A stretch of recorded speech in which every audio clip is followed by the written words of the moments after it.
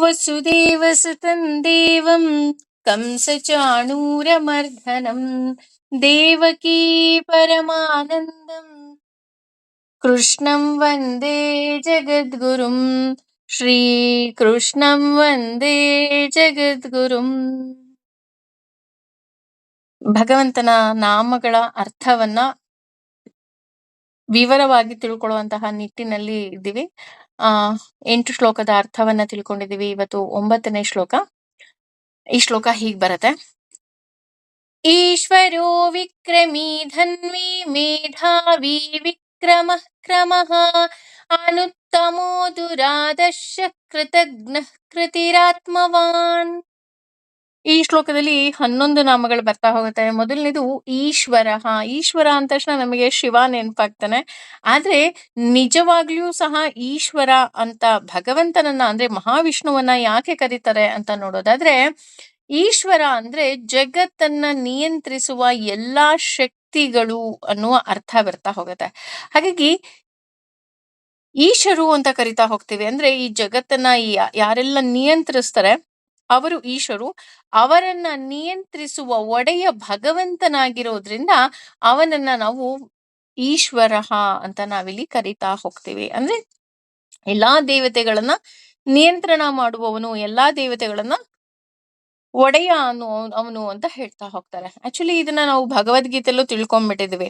ಅಂದ್ರೆ ಭಗವಂತ ಈ ಎಲ್ಲಾ ದೇವಾನುದೇವತೆಗಳನ್ನ ನಿಯಂತ್ರಿಸ್ತಾ ಹೋಗ್ತಾನೆ. ಹೇಳ್ಬೇಕು ಅಂತಂದ್ರೆ ದೇವಿಯನ್ನೂ ಸಹ ನಿಯಂತ್ರಿಸಿ, ಅಂದ್ರೆ ಈ ತಮೋಗುಣ, ರಜೋಗುಣ, ಸಾತ್ವಿಕ ಗುಣ ಏನೆಲ್ಲ ಗುಣಗಳಿದೆ, ಈ ಗುಣಗಳನ್ನ ಕೊಡುವ ದೇವಿಯರೂ ಸಹ ನಮ್ಮನ್ನ ಬಿಡಬೇಕು ಅಂದ್ರೆ ಈ ಸಾತ್ವಿಕ ರಜೋಗುಣ ತಮೋಗುಣದಿಂದ ಬಿಡಬೇಕು ಅಂದ್ರೆ ಅದು ಕೇವಲ ಭಗವಂತನ ಕೈಯಲ್ಲಿದೆ ಅಂತ.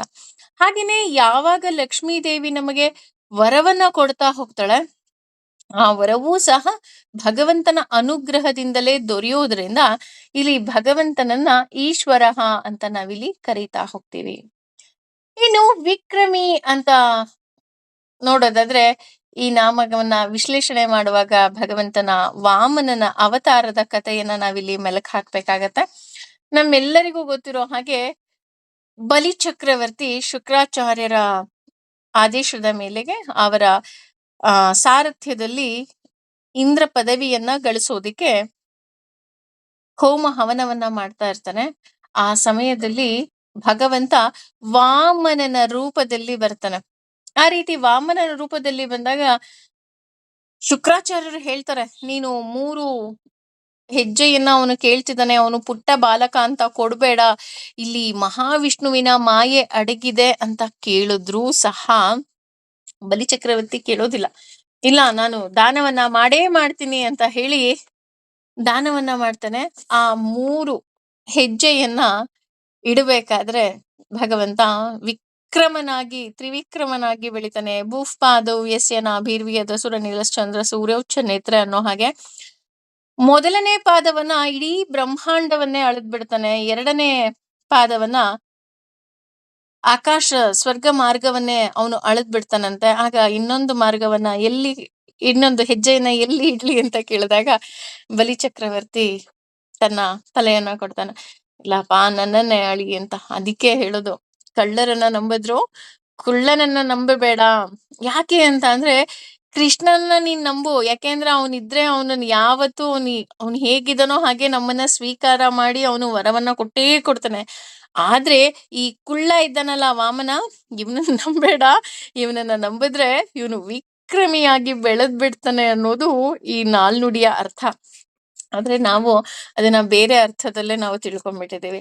ಹಾಗಾಗಿ ಭಗವಂತನನ್ನ ವಿಕ್ರಮಿ ಅಂತ ಕರಿತಾ ಹೋಗ್ತೇವೆ. ಹಾಗಾಗಿ ನಾವೆಲ್ಲರೂ ಸಹ ಮಾನಸಿಕವಾಗಿ ಆಧ್ಯಾತ್ಮಿಕವಾಗಿ ನಾವು ಬಲಿಷ್ಠರಾಗಬೇಕು ಅಂದಾಗ ನಾವು ಆ ಭಗವಂತನ ಮೊರೆ ಹೋಗ್ಬೇಕಾಗತ್ತೆ. ಆಗ ನಮಗೆ ಭಗವಂತ ನಮ್ಮನ್ನ ಉದ್ಧರಿಸ್ತಾ ಹೋಗ್ತಾನೆ ಅಂತ ಹೇಳ್ತಾ ಹೋಗ್ತಾರೆ. ಇನ್ನು ಧನ್ವಿ ಅಂತ ಅಂದ್ರೆ ಧನುರ್ಧಾರಿ ಅನ್ನೋ ಅರ್ಥ ಬರ್ತಾ ಹೋಗುತ್ತೆ.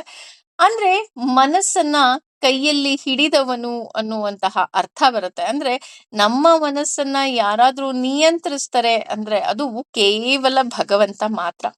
ಹಾಗಾಗಿ ಈ ನಮ್ಮ ಮನಸ್ಸು ಏನಿದೆ ಅದನ್ನ ನಾವು ಧನಸ್ಸನ್ನಾಗಿ ಮಾಡಿಕೊಂಡು ಬಾಣವನ್ನ ನಮ್ಮ ಏಕಾಗ್ರತೆಯಿಂದ ಭಗವಂತನ ಪಾದಕ್ಕೆ ಒಪ್ಪಿಸ್ಬೇಕು ಅಂತ ಹೇಳ್ತಾ ಹೋಗ್ತಾರೆ. ಹಾಗಾಗಿ ಇಲ್ಲಿ ಧನ್ವಿ ಅಂತ ಅಂದ್ರೆ ವಿಶೇಷವಾಗಿ ಧನಸ್ಸನ್ನ ಹಿಡಿದವನು ಅಂದ್ರೆ, ಯಾಕೆ ಇಲ್ಲಿ ಭಗವಂತ ಧನಸ್ಸನ್ನ ಹಿಡಿದಿದ್ದಾನಪ್ಪ ಅಂತ ಅಂದ್ರೆ ದುಷ್ಟರ ನಾಶಕ್ಕಾಗಿ ಭಗವಂತ ಧನಸ್ಸನ್ನ ಹಿಡಿದಿದ್ದಾನೆ.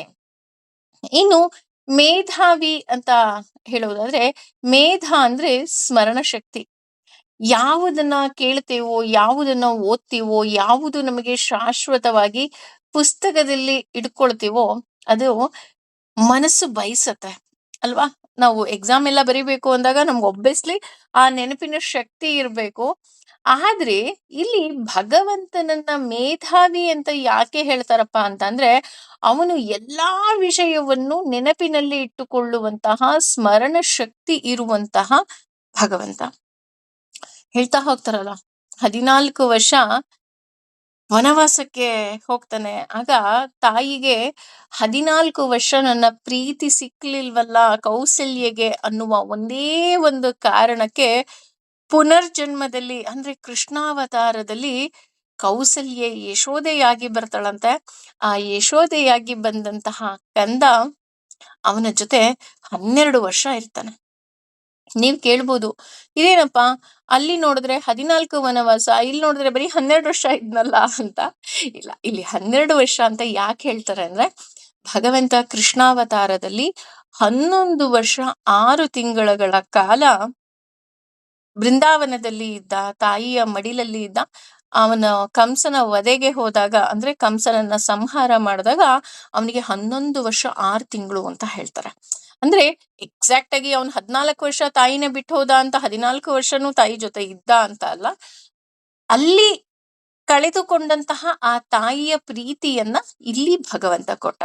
ಅಂದ್ರೆ ಕ್ವಾಂಟಿಟಿ ಆಫ್ ಟೈಮ್ ಅಲ್ಲ, ಕ್ವಾಲಿಟಿ ಆಫ್ ಟೈಮ್ ಅನ್ನ ಇಲ್ಲಿ ಭಗವಂತ ಕೊಡ್ತಾ ಹೋಗ್ತಾನೆ. ಹಾಗಾಗಿ ಆತ ಮೇಧಾವಿ ಅಂದ್ರೆ ಎಲ್ಲವನ್ನ ಶಾಶ್ವತವಾಗಿ ನೆನಪಿಟ್ಟುಕೊಳ್ಳುವಂತಹ ವ್ಯಕ್ತಿ. ನಾವ್ ಅನ್ಕೊಳ್ತಾ ಇದೀವಿ, ಅಯ್ಯೋ ಇವತ್ತು ನನಗೆ ಭಗವಂತನನ್ನ ನಾನು ಇಷ್ಟೊಂದು ಆರಾಧನೆ ಮಾಡ್ತಾ ಇದ್ದೀನಿ, ಆದ್ರೆ ಭಗವಂತ ನನ್ನ ನೆನಪೇ ಇಟ್ಕೊಂಡಿಲ್ಲ, ನನ್ನನ್ನು ಮರೆತು ಬಿಟ್ಟಿದ್ದಾನೆ ಅಂತ ನಾವ್ ಅನ್ಕೊಳ್ತೇವೆ. ಆದ್ರೆ ಭಗವಂತ ಯಾವುದನ್ನೂ ಸಹ ಮರೆಯೋದಿಲ್ಲ.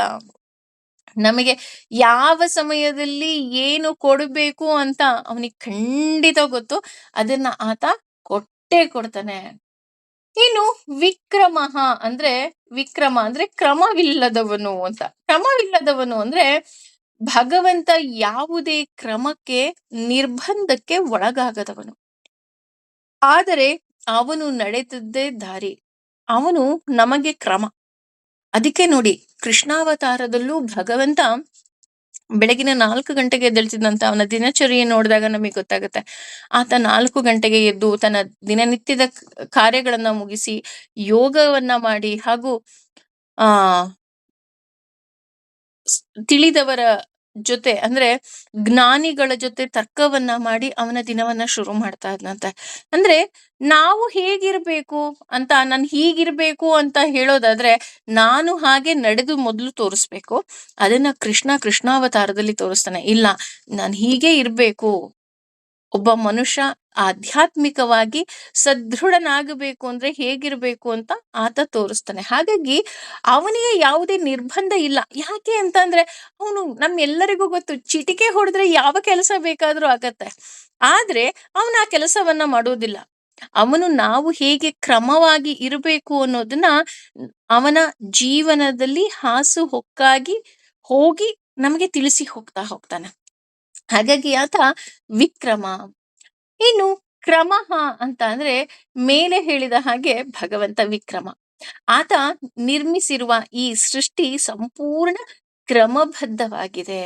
ಪ್ರತಿಯೊಂದು ಗ್ರಹದ ಚಲನೆಗಳು ಸಹ ಗಣಿತಬದ್ಧವಾಗಿದೆ. ಯಾವಾಗ ಅಮಾವಾಸ್ಯೆ ಆಗ್ಬೇಕು, ಯಾವಾಗ ಹುಣ್ಣಿಮೆ ಆಗ್ಬೇಕು, ಯಾವಾಗ ಯಾವ ಹಬ್ಬ ಬರ್ಬೇಕು ಅಲ್ವಾ? ಎಷ್ಟು ಕ್ರಮಬದ್ಧವಾಗಿದೆ ಅಂದ್ರೆ ಹೌದಲ್ವಾ, ಇದು ಇವಾಗ್ಲೇ ಬರ್ಬೇಕಲ್ವಾ ಅಂತ ನಮಗೆ ಒಂದೊಂದ್ಸಲ ಆಶ್ಚರ್ಯವಾಗತ್ತೆ. ಹಾಗಾಗಿ ಈ ಗಣಿತ ಅಷ್ಟೊಂದು ಕ್ರಮವಾಗಿದೆ ಅಂತ ಹೇಳ್ತಾ ಹೋಗ್ತಾರೆ. ಇಂತಹ ಕ್ರಮಬದ್ಧ ಸೃಷ್ಟಿಯ ಕರ್ತುವಾದ ಭಗವಂತನನ್ನ ಕ್ರಮಃ ಅಂತ ಹೇಳ್ತೀವಿ. ಇಲ್ಲಿ ಕೇವಲ ಭಗವಂತ ಒಂದು ಸೃಷ್ಟಿಯನ್ನ ಮಾತ್ರ ಕ್ರಮಬದ್ಧವಾಗಿ ಮಾಡಿಲ್ಲ. ನಮ್ಮ ಜೀವನವನ್ನೂ ಸಹ ಅಷ್ಟೇ ಕ್ರಮಬದ್ಧವಾಗಿ ಮಾಡಿದ್ದಾನೆ ಅಲ್ವಾ? ಯಾವಾಗ ನಮ್ಮ ಜೀವನದಲ್ಲಿ ಯಾರು ಬರ್ಬೇಕು, ಯಾವಾಗ ನಮ್ಮ ಜೀವನದಲ್ಲಿ ಯಾರು ಹೋಗಬೇಕು. ಎಷ್ಟೋ ಬಾರಿ ನೋಡಿ, ಯಾರೆಲ್ಲ ನಮ್ಮ ಜೀವನದಲ್ಲಿ ಇರ್ತಾರೆ ಅವ್ರು ನಮ್ಮವರು ಅಂತ ನಾವು ಅನ್ಕೊಂಡ್ಬಿಟ್ಟಿರ್ತೀವಿ. ಆದ್ರೆ ಅವ್ರು ನಮ್ಮವ್ರು ಆಗೇ ಇರೋದಿಲ್ಲ. ಭಗವಂತ ತೋರಿಸ್ತಾನೆ, ನೋಡು ಇವರು ನಿನ್ನವರಲ್ಲ. ಹಾಗಾಗಿ ನಮಗೆ ನೋವಾಗದ ಹಾಗೆ ನಮ್ಮನ್ನ ಅವರಿಂದ ದೂರ ಮಾಡ್ತಾ ಹೋಗ್ತಾನೆ ಭಗವಂತ. ಹಾಗಾಗಿ ಅವನ ಲೆಕ್ಕ ಏನಿದೆ ಅದು ಗಣಿತಬದ್ಧವಾಗಿ ಕ್ರಮವಾಗಿದೆ.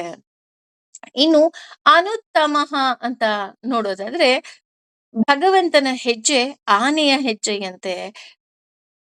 ಎಲ್ಲಾ ಹೆಜ್ಜೆಗಳು ಅದರಲ್ಲಿ ವ್ಯಾಪಿತವಾಗಿದೆ, ಸೀಮಿತವಾಗಿದೆ. ಆದ್ರೆ ಭಗವಂತ ಅನುತ್ತಮ, ಅಂದ್ರೆ ಅವನಿಗಿಂತ ಉತ್ತಮರಾಗಿರೋರು ಯಾರೂ ಸಹ ಇಲ್ಲ. ಕೃಷ್ಣಾವತಾರದಲ್ಲಿ ಕೃಷ್ಣನೇ ಶ್ರೇಷ್ಠ, ರಾಮಾವತಾರದಲ್ಲಿ ರಾಮನೇ ಶ್ರೇಷ್ಠ, ಪರಶುರಾಮನಾಗಿ ಬಂದಾಗ ಪರಶುರಾಮನೇ ಶ್ರೇಷ್ಠ ಅಲ್ವಾ? ಇನ್ನು ನಾರಸಿಂಹ, ಅವನ ಬಗ್ಗೆ ಹೇಳೋ ಅವಶ್ಯಕತೆನೇ ಇಲ್ಲ. ಅವನ ಒಂದೊಂದು ಅವತಾರವೂ ಸಹ ಉತ್ತಮವಾಗಿದೆ ಮತ್ತು ಬಹಳ ಶ್ರೇಷ್ಠವಾಗಿದೆ. ನಾವು ಹೇಗಿರ್ಬೇಕು ಅಂತ ಅದರಲ್ಲಿ ನಮ್ಮ ಜೀವನದ ಸತ್ಯವೂ ಸಹ ಅಡಗಿರತ್ತೆ. ಇನ್ನು ದುರಾದರ್ಶ ಅಂತ ತೆಗೆದುಕೊಂಡ್ರೆ, ದರ್ಶನೆಗೆ ಅಂದ್ರೆ ದರ್ಶನೆಗೆ ನಿಲುಕದೆ ಇರುವ ಭಗವಂತ ದುರಾದರ್ಶ. ಅಂದ್ರೆ ಭಗವಂತನನ್ನ ಯಾವುದೇ ಒಂದು ವಿಷಯ ವಿಚಲಿತಗೊಳಿಸೋದಿಕ್ಕೆ ಸಾಧ್ಯವೇ ಇಲ್ಲ. ಯಾಕೆಂದ್ರೆ ಆತ ತನ್ನ ಕ್ರಮದಿಂದ, ತನ್ನ ತೀರ್ಮಾನದಿಂದ, ತನ್ನ ಸ್ಥಾನದಿಂದ ಎಂದೂ ಸಹ ವಿಚಲಿತರಾಗಲಾರ ಅಂತ ಹೇಳ್ತಾ ಹೋಗ್ತಾರೆ. ಇಂತಹ ಭಗವಂತನನ್ನ ದುರಾದರ್ಶ ಅಂತ ನಾವಿಲ್ಲಿ ಹೇಳ್ತಾ ಹೋಗ್ತೀವಿ.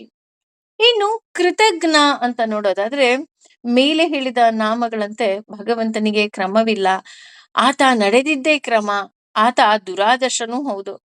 ಆದ್ರೆ ಇತ್ಯಾದಿ ಗುಣಗಳನ್ನ ನಮಗೆ ನೋಡಿದಾಗ ನಮ್ಮೆಲ್ಲರಿಗೂ ಸಹ ಒಂದು ಪ್ರಶ್ನೆ ಮೂಡುತ್ತೆ.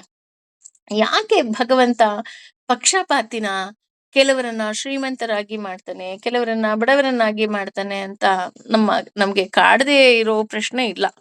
ಯಾವಾಗ್ಲೂ ನಮ್ಗನ್ಸುತ್ತೆ, ಅಯ್ಯೋ ನಾನು ಎಷ್ಟೊಂದು ಕಷ್ಟ ಪಡ್ತೀನಿ, ಬೇರೆಯವ್ರ ಕಷ್ಟನೇ ಪಡಲ್ಲಪ್ಪ, ಸುಲಭವಾಗಿ ಎಲ್ಲ ಅವ್ರಿಗೆ ಸಿಕ್ಬಿಡ್ತಾ ಇದೆಯಲ್ಲ, ಹೇಗೆ? ಯಾಕೆ ಅಂತ ಅಂದ್ರೆ ಅದಕ್ಕೆ ಉತ್ತರ ಈ ಕೃತಜ್ಞ ಅನ್ನುವಂತಹ ಪದದಲ್ಲಿ ಅಡಗಿದೆ. ಅಂದ್ರೆ ನಾವು ಯಾವ ರೀತಿ ಎಕ್ಸಾಮ್ ಬರಿತೀವೋ ಆ ರೀತಿ ಭಗವಂತರು ಟೀಚರ್ ಹೇಗೆ ಮಾರ್ಕ್ಸ್ ಅನ್ನ ಕೊಡ್ತಾ ಹೋಗ್ತಾರೋ, ಹಾಗೆ ಇಲ್ಲಿ ಭಗವಂತ ಯಾರ ಪರಿಶ್ರಮವನ್ನೂ ಸಹ ಕಡೆಗಣಿಸದೆ ಎಲ್ಲರ ಪರಿಶ್ರಮಕ್ಕೆ ತನ್ನದೇ ಆದಂತಹ ಒಂದು ಕೃತಜ್ಞನಾಗಿ, ಅಂದ್ರೆ ನೆನಪಿಟ್ಟುಕೊಂಡು ಅವನು ಏನ್ ಮಾಡ್ತಾ ಹೋಗ್ತಾನೆ, ನಮಗೆ ಸುಖ ಮತ್ತು ದುಃಖ, ಶ್ರೀಮಂತಿಕೆ, ಬಡತನ ಎಲ್ಲವನ್ನ ಆತ ಕೊಡ್ತಾ ಬರ್ತಾನೆ. ಹಾಗಾಗಿ ಆತ ಕೃತಜ್ಞ. ಅಂದ್ರೆ ಕರ್ಮ ಆ ಕರ್ಮ ಗುಣಕ್ಕನುಸಾರವಾಗಿ ಆತ ಫಲವನ್ನ ನಮಗೆ ಕೊಡ್ತಾ ಹೋಗ್ತಾನೆ. ಇನ್ನು ಕೃತಿಹಿ ಅಂತ ತೆಗೆದುಕೊಂಡ್ರೆ, ಭಗವಂತ ಜ್ಞಾನ, ಬಲ, ಕ್ರಿಯೆ ಎಲ್ಲವೂ ಸಹ ಆತನ ಸ್ವರೂಪ. ನಮಗೆ ಹೇಗೆ ಪಂಚಭೂತಗಳಿಂದ ಆಗಿದ್ದೀವಿ, ಹಾಗೆ ಭಗವಂತ ಜ್ಞಾನ ಮತ್ತು ಆನಂದದ ಕಳಲಾಗಿ ಆತ ಇದ್ದಾನೆ.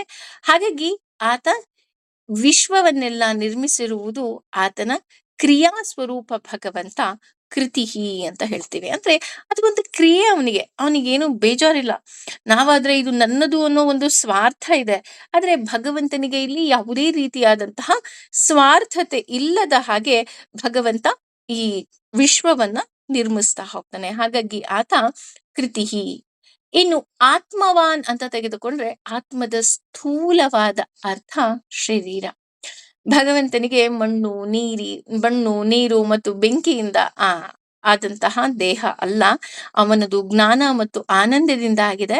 ಆದರೆ ನಮ್ಮ ದೇಹ ಏನಿದೆ ಇದು ಪಂಚಭೂತಗಳಿಂದ ಆಗಿದೆ. ಹಾಗಾಗಿ ಇದು ಒಂದಲ್ಲ ಒಂದು ದಿನ ಬಿದ್ದು ಹೋಗುವಂತಹ ಶರೀರ. ಹಾಗಾಗಿ ಜ್ಞಾನ ಆತನ ಸ್ವರೂಪ ಅಂತ ಹೇಳ್ತಾ ಹೋಗ್ತಾರೆ, ಆನಂದ ಆತನ ಸ್ವರೂಪ. ಹಾಗಾಗಿ ಭಗವಂತ ಆತ್ಮದ ತಂದೆಯಾದ ಭಗವಂತನನ್ನ ನಾವಿಲ್ಲಿ ಆತ್ಮವಾನ್ ಅಂತ ಕರಿತಾ ಇದೀವಿ. ಅಂದ್ರೆ ನಮ್ಮ ಪಂಚಭೂತಗಳಿಂದಾದ ಈ ಶರೀರವನ್ನ ಭಗವಂತ ಅದಕ್ಕೆ ಬೆಲೆ ಕೊಡೋದು, ಅದಕ್ಕೆ ಚಲನೆ ಕೊಡೋದು ಭಗವಂತ ಆತ್ಮಸ್ವರೂಪದಲ್ಲಿ ಈ ದೇಹದ ಒಳಗೆ ಇದ್ದಾಗ ಮಾತ್ರ. ಇನ್ನು 10ನೇ ಶ್ಲೋಕಕ್ಕೆ ಹೋಗೋದಾದ್ರೆ, ಸುರೇಶ ಶರಣಂ ಶರ್ಮ ವಿಶ್ವರೇತಾ ಪ್ರಜಾಭವ ಆಹ ಸಂವತ್ಸರೋ ವ್ಯಾಲ ಪ್ರತ್ಯಯ ಸರ್ವದರ್ಶನಃ. ಇದು 10ನೇ ಶ್ಲೋಕ ಹಾಗೂ 10 ನಾಮಗಳು ಬರ್ತಾ ಹೋಗತ್ತೆ. ಮೊದಲನೇದು ಸುರೇಶ. ಸುರೇಶ ಅಂದ್ರೆ ಸುರರು ಅಂದ್ರೆ ದೇವತೆಗಳು. ದೇವತೆಗಳ ಒಡೆಯ ಭಗವಂತನನ್ನ ಸುರೇಶ ಅಂತ ನಾವಿಲ್ಲಿ ಕರಿತಾ ಹೋಗ್ತೀವಿ. ನಾವಿದನ್ನ ಭಗವದ್ಗೀತೆಯಲ್ಲೂ ತಿಳ್ಕೊಂಡಿದೀವಿ. ನಾವು ಗಣಪತಿಯನ್ನ ಆರಾಧನೆ ಮಾಡಿ ಗಣಪತಿಯಿಂದ ವರ ಪಡೆದರೂ ಸಹ ಒಬ್ಬ ನಿಜವಾದ ಭಕ್ತ ಅನ್ಕೊಳ್ತಾನೆ, ಅದು ಗಣಪತಿಯ ಒಳಗೆ ನನ್ನ ಭಗವಂತ ನನಗೆ ಆಶೀರ್ವದಿಸಿದ, ಶಿವನ ಒಳಗೆ ಕುಳಿತು ಸಂಹಾರ ಮಾಡಿದ. ಅಂದ್ರೆ ಇಲ್ಲಿ ನಿಜವಾದ ಒಬ್ಬ ಭಕ್ತ ಏನಿದ್ದಾನೆ ಅವನು ಕೃಷ್ಣನನ್ನ ಆರಾಧಿಸ್ತಾನೆ, ಆದ್ರೆ ಉಳಿದ ದೇವತೆಗಳನ್ನ ಕಡೆಗಣಿಸೋದಿಲ್ಲ. ಉಳಿದ ದೇವತೆಗಳನ್ನ ಅವನ ಪರಿವಾರ ಅಂತ ಹೇಳಿ ಸ್ವೀಕಾರ ಮಾಡ್ತಾನೆ. ಹಾಗಾಗಿ ಆ ರೀತಿ ಪರಿವಾರವಾಗಿ ಸ್ವೀಕಾರ ಮಾಡಿರೋದ್ರಿಂದ ಆತ ಆ ಎಲ್ಲ ದೇವತೆಗಳ ಒಡೆಯನಾಗಿದ್ದಾನೆ. ಹಾಗಾಗಿ ಭಗವಂತನನ್ನ ಸುರೇಶ ಅಂತ ನಾವಿಲ್ಲಿ ಕರೀತಾ ಹೋಗ್ತೀವಿ. ಇನ್ನು ಶರಣಂ ಅಂತ ತಿಳ್ಕೊಂಡ್ರೆ, ಶರಣು ಅಂದ್ರೆ ಮೂಲ ಆ ಅರ್ಥ ಏನ್ ಬರುತ್ತೆ, ಆಶ್ರಯ ಕೊಡುವವನು ಅನ್ನೋ ಅರ್ಥ ಬರ್ತಾ ಹೋಗುತ್ತೆ. ಆದ್ರೆ ಇಲ್ಲಿ ವಾಡಿಕೆ ಪ್ರಕಾರ ಏನಾಗೋಗಿದೆ, ಇದ್ರ ಅರ್ಥ ತಪ್ಪಾಗೋಗಿದೆ. ಭಗವಂತ ನಾನು ನಿನಗೆ ಶರಣು, ಭಗವಂತ ನಾನು ನಿನಗೆ ಶರಣು ಅಂತ ಹೇಳ್ತೀವಿ. ಖಂಡಿತ ಸಾಧ್ಯನೇ ಇಲ್ಲ. ನಾವು ಭಗವಂತನಿಗೆ ಆಶ್ರಯ ಕೊಡೋದಿಕ್ ಸಾಧ್ಯ ಇಲ್ಲ. ಭಗವಂತ ನಮಗೆ ಆಶ್ರಯದಾತನಾಗಿದ್ದಾನೆ.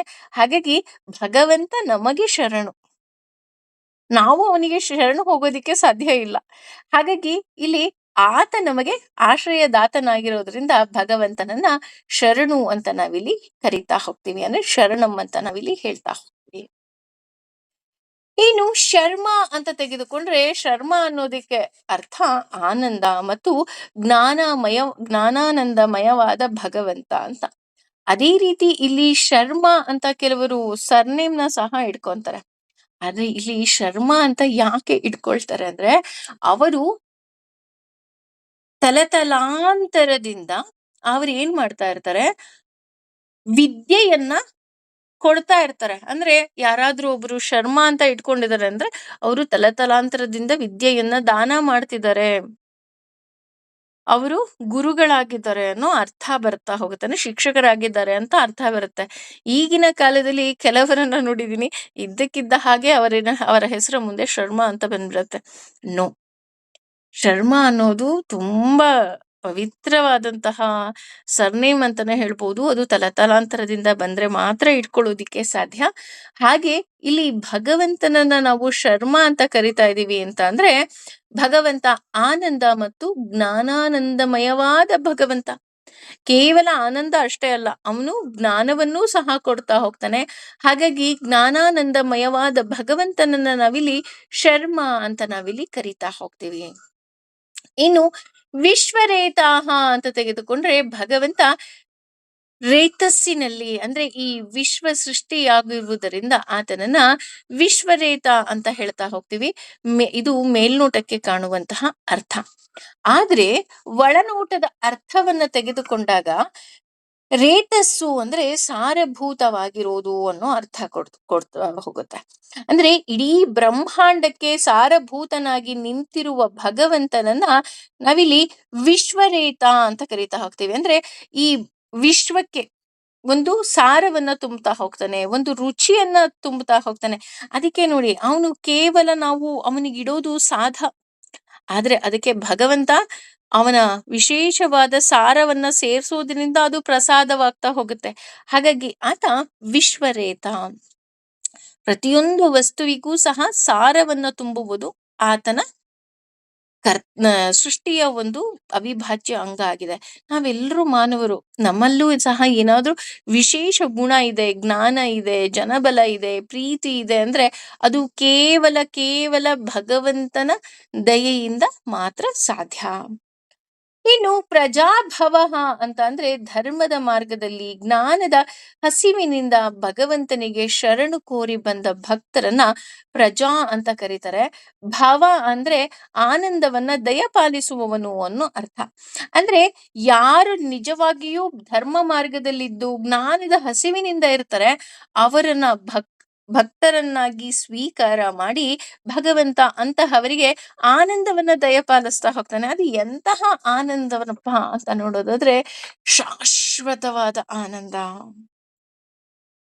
ಅಂದ್ರೆ ಭಗವಂತ ಇದ್ದಾನೆ ನಮ್ ಜೊತೆ ಅಂದ್ರೆ ಅದಕ್ಕಿಂತ ದೊಡ್ಡ ವಿಷಯ ಇರೋದಕ್ಕೆ ಸಾಧ್ಯನೇ ಇಲ್ಲ. ಹಾಗಾಗಿ ಆತ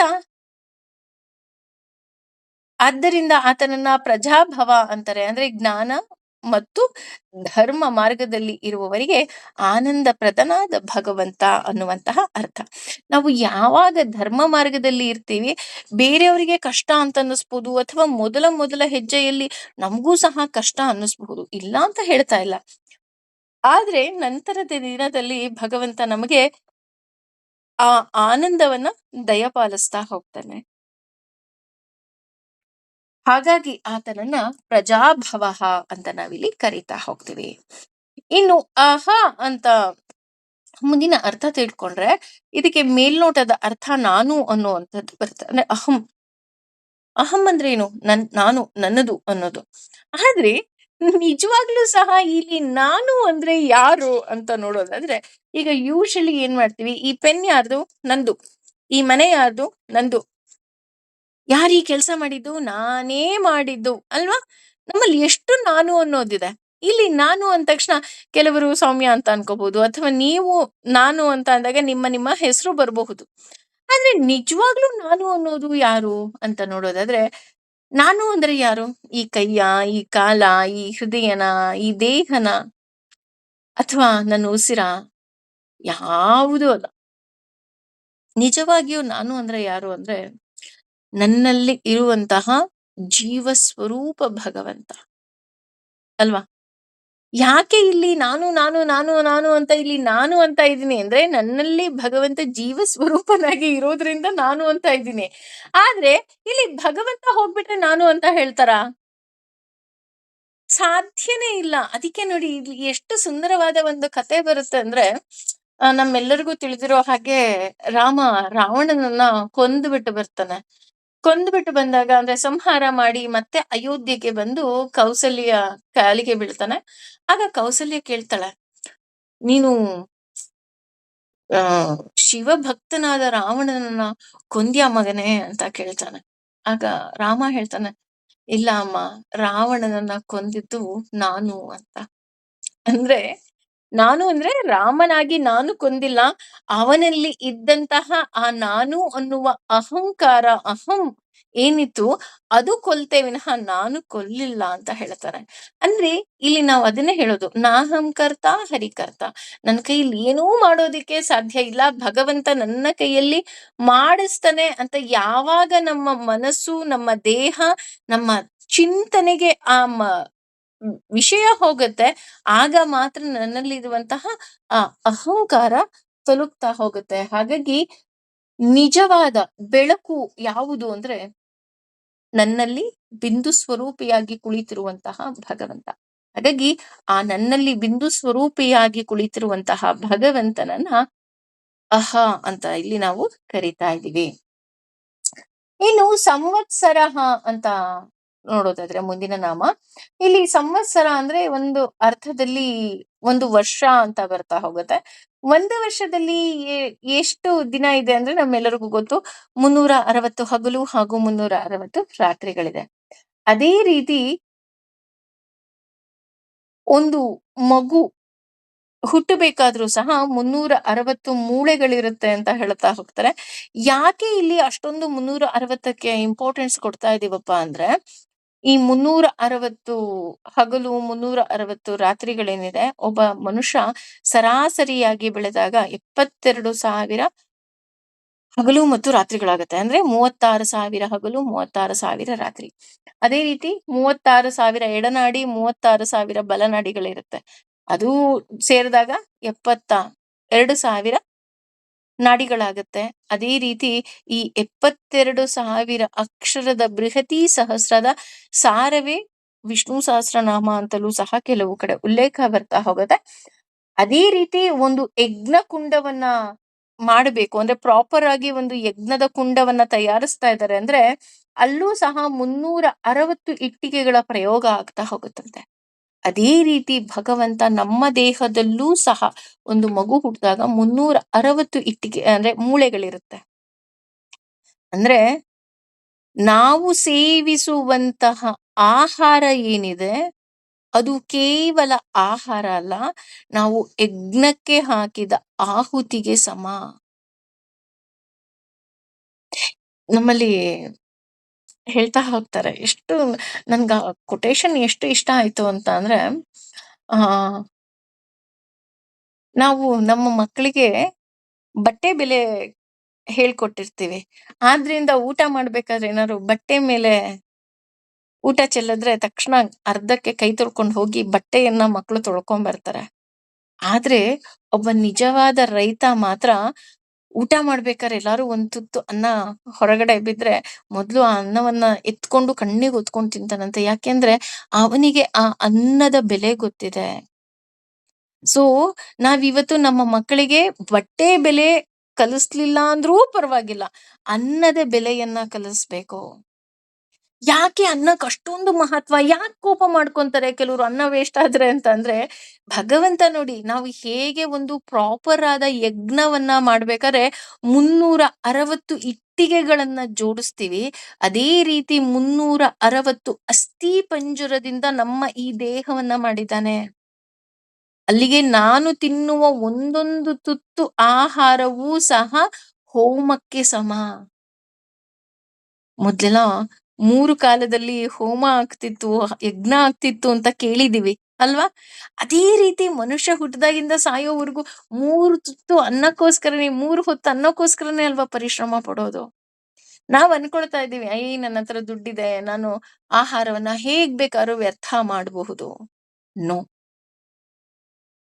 ನಾನು ತಿನ್ನುವ ಒಂದೊಂದು ತುತ್ತು ಆಹಾರವೂ ಸಹ ಯಜ್ಞಕ್ಕೆ ಸಮ. ಹಾಗಾಗಿ ನಾವು ಈ ಶರೀರವನ್ನ ಆ ರೀತಿ ಯಜ್ಞ ಕುಂಡದ ಹಾಗೆ ನಿರ್ಮಿಸಿರುವ ಭಗವಂತನನ್ನ ಸಂವತ್ಸರ ಅಂತ ಕರಿತಾ ಇದ್ದೀವಿ. ಅಂದ್ರೆ ಇದು ನಾನು ಅನ್ಕೊಳ್ತಾ ಇದ್ದೀನಿ, just this is my body, ಏನ್ ಮಹಾ ಇಲ್ಲ, ಇದು ಕೇವಲ ನನ್ನ ದೇಹ ಅಲ್ಲ, ಇಲ್ಲಿ ಇದು ಒಂದು ಯಜ್ಞ ಕುಂಡ. ಇದರಲ್ಲಿ ಭಗವಂತ ಆತ್ಮಸ್ವರೂಪಿಯಾಗಿ ಅಗ್ನಿಯ ರೂಪದಲ್ಲಿ ಭಗವಂತ ಕುಳಿತಿದ್ದಾನೆ. ಅವನಿಗೆ ನಾನು ಪ್ರತಿನಿತ್ಯ ಆಹುತಿಯನ್ನ ಹಾಕ್ತಾ ಇದ್ದೀನಿ ಅನ್ನುವಂತಹ ಜ್ಞಾನ ನನ್ನಲ್ಲಿ ಇರಬೇಕು. ಎಷ್ಟು ಸುಂದರವಾದ ಪರಿಕಲ್ಪನೆ ಅಲ್ಲ ಭಗವಂತಂದು. ಹಾಗಾಗಿ ಭಗವಂತನನ್ನ ನಾವು ಸಂವತ್ಸರ ಅಂತ ನಾವಿಲ್ಲಿ ಕರೀತಾ ಹೋಗ್ತೀವಿ. ಇನ್ನು ವ್ಯಾಲಹ ಅಂತ ತೆಗೆದುಕೊಂಡ್ರೆ ನಿಘಂಟಿನಲ್ಲಿ ವ್ಯಾಲ ಅನ್ನೋ ಪದಕ್ಕೆ ಮದ ಏರಿದ ಆನೆ ಹಾಗೂ ಬುಸುಗುಟ್ಟೋ ಸರ್ಪ ಈ ರೀತಿ ಏನೇನೋ ವಿಶೇಷ ಕ್ರೂರ ವ್ಯಾಘ್ರ ಈ ರೀತಿ ಅರ್ಥ ಬರ್ತಾ ಹೋಗುತ್ತೆ. ಆದ್ರೆ ಅದನ್ನ ನೋಡಿದ ತಕ್ಷಣ ನಾವು ಗಾಬರಿ ಆಗೋ ಅವಶ್ಯಕತೆ ಇಲ್ಲ. ಯಾಕೆ ಅಂದ್ರೆ ಭಗವಂತ ವ್ಯಾಲ ಅನ್ನುವಂತಹ ಈ ಪದ ಏನಿದೆ ಇದು ಒಡೆದಾಗ ವಿ ಪ್ಲಸ್ ಆ ಪ್ಲಸ್ ಲಾ ವ್ಯಾಲ ಅಂತ ಬರುತ್ತೆ. ಅಂದ್ರೆ ಎಲ್ಲಾ ದೋಷಗಳನ್ನ ನಾಶ ಮಾಡುವವನು. ನಾವ್ ಅನ್ಕೊಂತೀವಿ, ಅಯ್ಯೋ ನನಗೆ ಯಾವ್ದೋ ಒಂದ್ ದೊಡ್ಡ ಗ್ರಹ ದೋಷ ಇದೆ, ಇನ್ನೊಂದು ದೋಷ ಇದೆ, ಮತ್ತೊಂದು ದೋಷ ಇದೆ. ಖಂಡಿತ ಯಾವ ದೋಷವೂ ಸಹ ನಮ್ಮ ಮನೆಯಲ್ಲಾಗ್ಲಿ ಅಥವಾ ಇನ್ನೊಂದಾಗ್ಲಿ ಮತ್ತೊಂದಾಗ್ಲಿ ಇರೋದಕ್ಕೆ ಸಾಧ್ಯವೇ ಇಲ್ಲ. ಯಾಕೆ ಅಂದ್ರೆ ಭಗವಂತ ಎಲ್ಲ ದೋಷಗಳನ್ನ ನಿವಾರಿಸುವಂತಹ ಶಕ್ತಿಯನ್ನ ಹೊಂದಿದ್ದಾನೆ.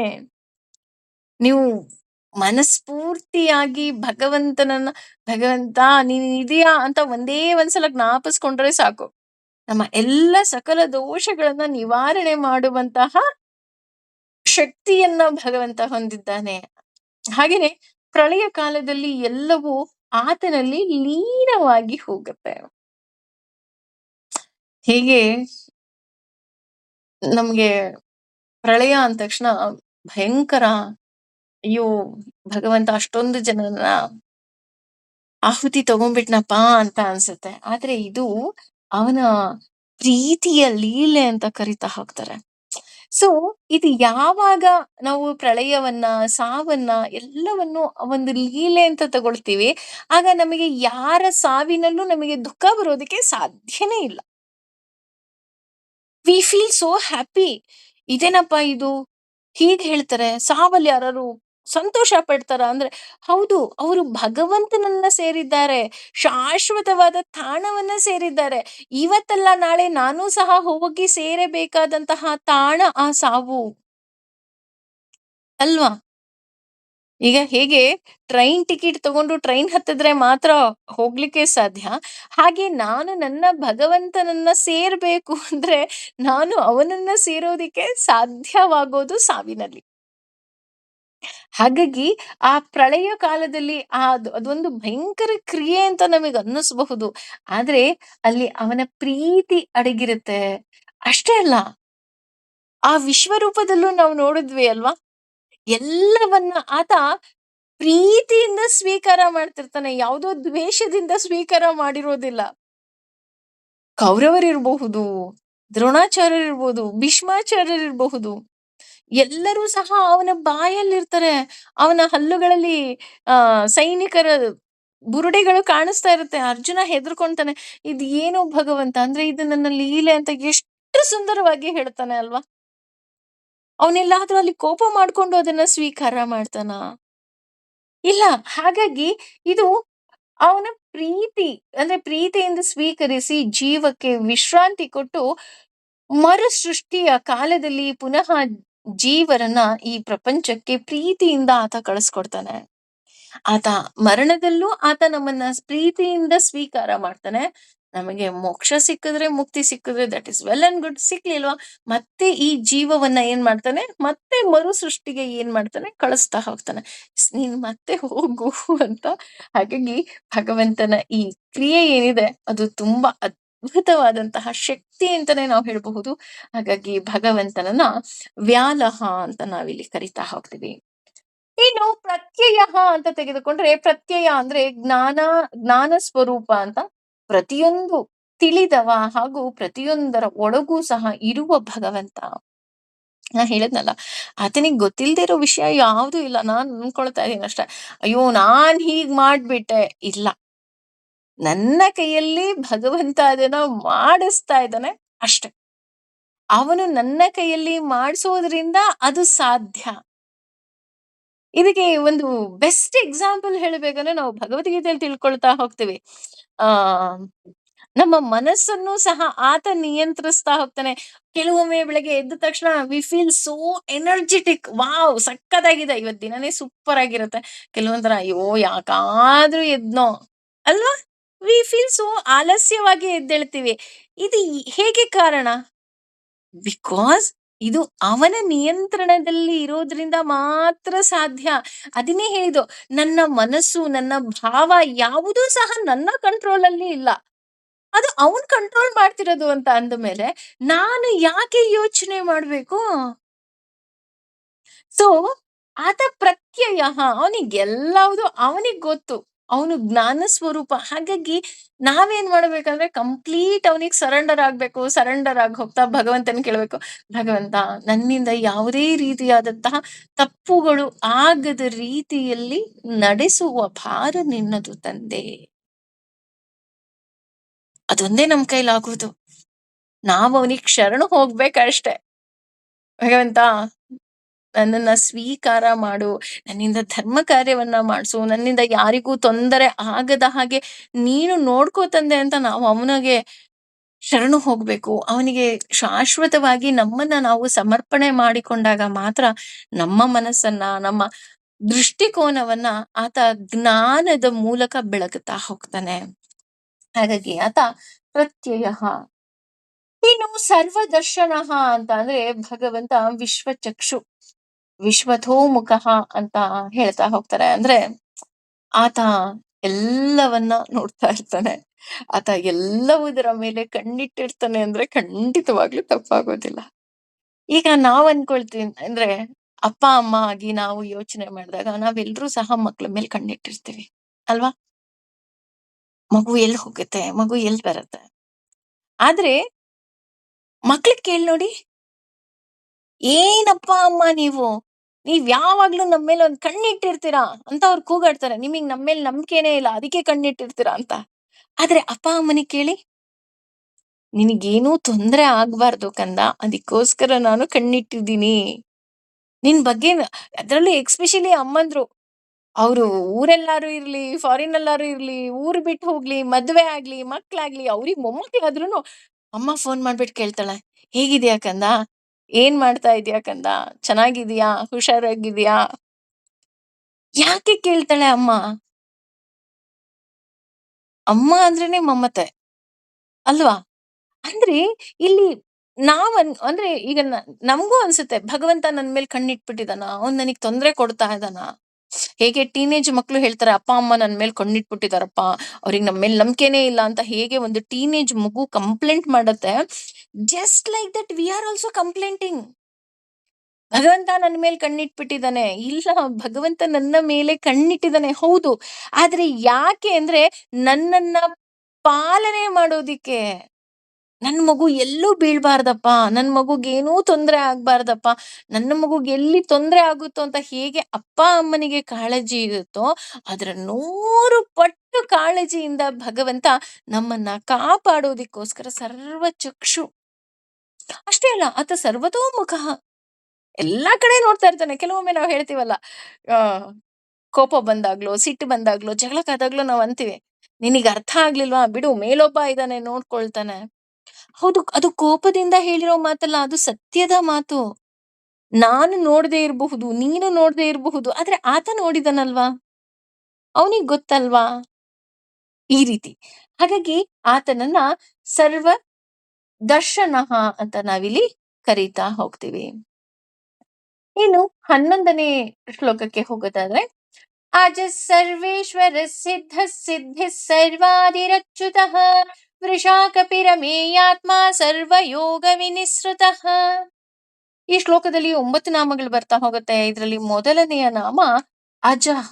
ಅಜ ಅಂತ ಅಂದ್ರೆ ಯಾರಿಂದಲೂ ಹುಟ್ಟದ ಭಗವಂತ. ಆದರೆ ನಮ್ಮೆಲ್ಲರ ಹುಟ್ಟಿಗೆ ಕಾರಣನಾದ ಭಗವಂತ ಅನ್ನುವಂತಹ ಅರ್ಥ ಬರ್ತಾರೆ.